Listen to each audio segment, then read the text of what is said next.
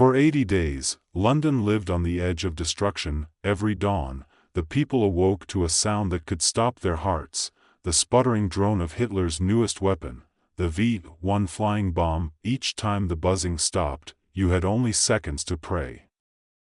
Because silence meant death.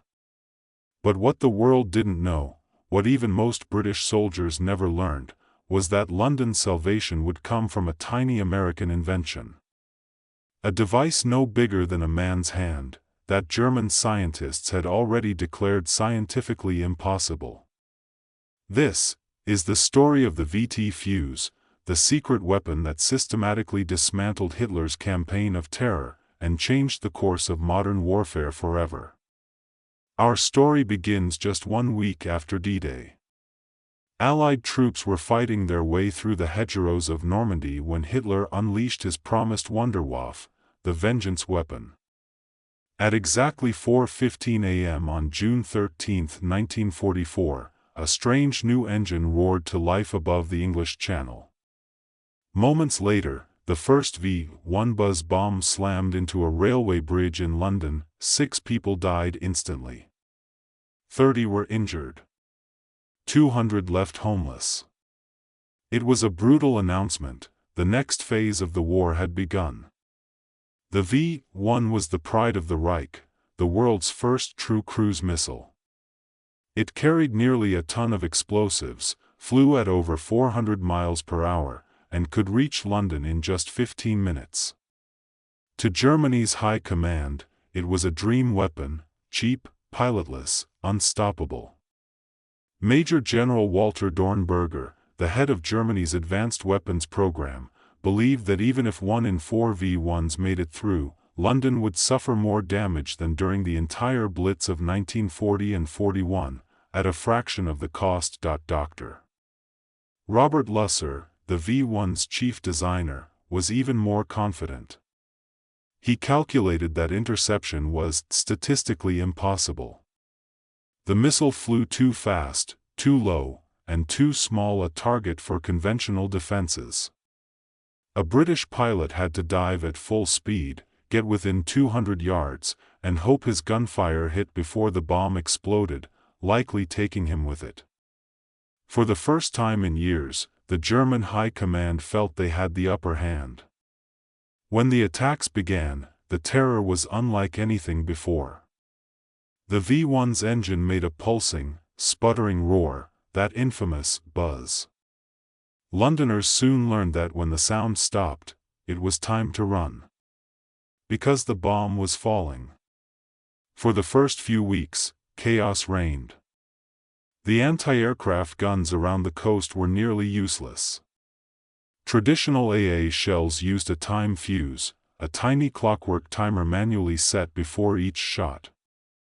Radar operators had to track the missile's speed and altitude, relay data to the gun crew, and hope their calculations were perfect. From the moment a V-1 appeared on radar, they had less than 30 seconds to react. A split-second mistake meant the shell would detonate in empty air. German scientists knew this. They used the same technology. They were certain their weapon was untouchable. And for a time, they were right. The first weeks of the V-1 assault were devastating. But then, something changed. By late June, reports showed the British were shooting down 60% of incoming bombs, far higher than anyone expected. German analysts were puzzled but calm. Maybe better radar, maybe improved training. Still plausible. But by July, the numbers became impossible to explain. Observers began reporting strange incidents. They saw V-1s flying perfectly steady, suddenly erupting into fireballs midair. The anti-aircraft bursts weren't direct hits. The shells were exploding near the bombs, sometimes 50, even 100 feet away, yet the V-1s fell like stones. And British gun crews were using far fewer shells than before. It was as if overnight, every gunner in England had become a perfect marksman. Oberst Max Wachtel, commander of the entire V-1 campaign, was alarmed. He suspected sabotage at the launch sites or defects in the missiles themselves. He ordered inspections, test launches, and investigations. But every test came back flawless. The mystery only deepened. It seemed the problem appeared only once the missiles crossed the English Channel. Something, some invisible weapon, was waiting for them in the skies over Britain. The truth lay thousands of miles away, in a quiet laboratory in Maryland. Here, at the Johns Hopkins Applied Physics Laboratory, a team of American scientists had achieved the impossible. Their creation was officially called the VT fuse, short for variable time fuse. A deliberately misleading name meant to disguise its true nature. In reality, it was the world's first successful proximity fuse, a tiny radio-based sensor that could detect its target. Inside the nose of each shell was a miniature radio transmitter and receiver. As the shell flew near an enemy aircraft or missile, the radio waves bounced back, and a special electronic switch, called a thyrotron, triggered the explosion at exactly the right distance. It didn't need a direct hit anymore. A near miss was enough to destroy its target. This changed everything. Ironically, German physicists had already considered the same idea, and rejected it as impossible. They'd experimented with over 30 designs, but none survived the incredible forces of being fired from a gun. To them, it was laughable, like trying to shoot a pocket radio out of a cannon and expecting it to still work. But the Americans had something Germany didn't: industrial power, collaboration, and imagination. Dr. Merle Tuve, a quiet, brilliant physicist, led the project. He gathered the best minds from universities and corporations, uniting them with one purpose: make the impossible work. The fragile vacuum tubes were redesigned using hearing aid components from Sylvania Electric. They were sealed in wax and plastic, strong enough to survive 20,000 gs of force and 25,000 revolutions per minute. To power the device, they invented a glass battery that only activated when fired. The shock of the gun shattered a tiny vial of acid, which mixed with the electrolyte and instantly brought the fuse to life. Every piece was a small miracle of engineering, a masterpiece of American ingenuity. But genius alone wasn't enough. The real victory came from scale. The VT Fuse project involved more than 110 factories across the United States. Each plant made a different component: vacuum tubes, batteries, casings, without even knowing what the final device was. Crosley Corporation, once a refrigerator and radio company, turned its assembly lines into fuse factories. At their peak, 10,000 workers, many of them women, produced 16,000 fuses a day. By 1945, America had built 22 million proximity fuses, costing over $1 billion in 1940s money. In a single month, U.S. factories made more fuses than Germany launched V-1s in the entire war. The German wonder weapon was being defeated not by another rocket, but by workers on the home front, by engineers, machinists, and mothers. If you believe the stories of these ordinary heroes deserve to be remembered, hit that like button. It tells us to keep telling them. By August 1944, the British completely reorganized their defenses. They concentrated all anti-aircraft guns along the coast, forming what they called the Diver Belt. This wall of fire served two purposes: every V-1 had to fly through it, and any unexploded shells would fall harmlessly into the sea, keeping the VT fuse secret. The new American SCR-584 radar automatically tracked incoming bombs, feeding exact data to the guns. All gunners had to do was load and fire. And when they did, the results were devastating. As the V-1s entered the kill zone, the sky lit up. Shells exploded not randomly, but with precision. The VT fuses sensed their targets and detonated at the perfect moment. V-1s fell from the sky like flaming comets into the channel.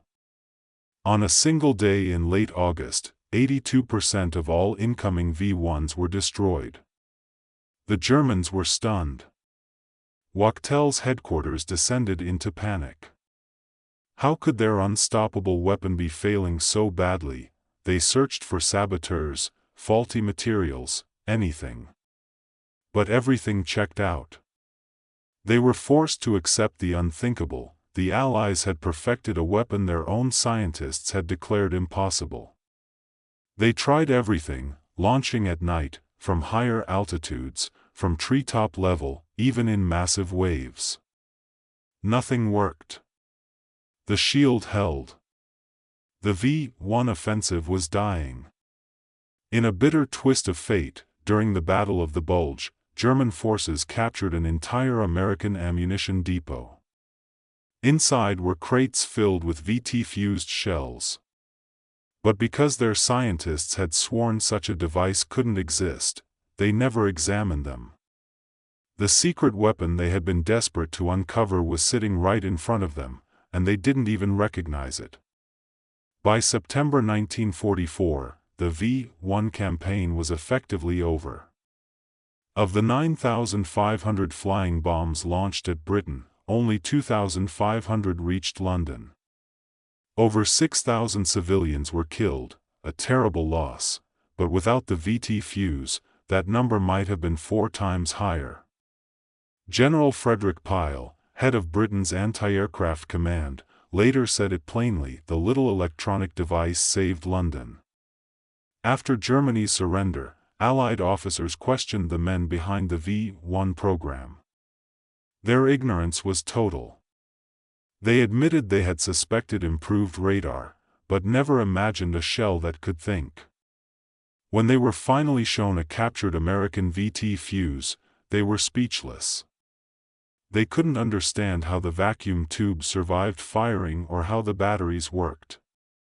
They realized they were a decade behind American technology.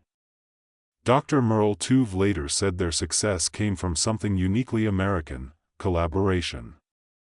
Scientists, engineers, and factory workers all worked together, across universities and companies, united by one goal. That spirit stood in sharp contrast to the rigid hierarchy of Nazi Germany, where innovation was crushed by bureaucracy. The VT fuse didn't replace existing weapons. It made them exponentially more powerful. Before the fuse, it took 2,500 shells to shoot down a single V-1. After the fuse, only 100.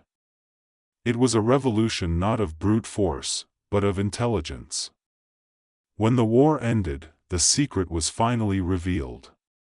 In August 1945, the U.S. War Department called the VT fuse one of the most important weapons of World War II, second only to the atomic bomb. For German scientists, it was a moment of painful clarity. They hadn't been outfought. They'd been outthought. They had placed their faith in a few handcrafted, wonder weapons, while America built millions of good-enough miracles, fast, reliable, and deadly. The proximity fuse became the foundation for modern guided munitions, radar systems, and air defense technologies.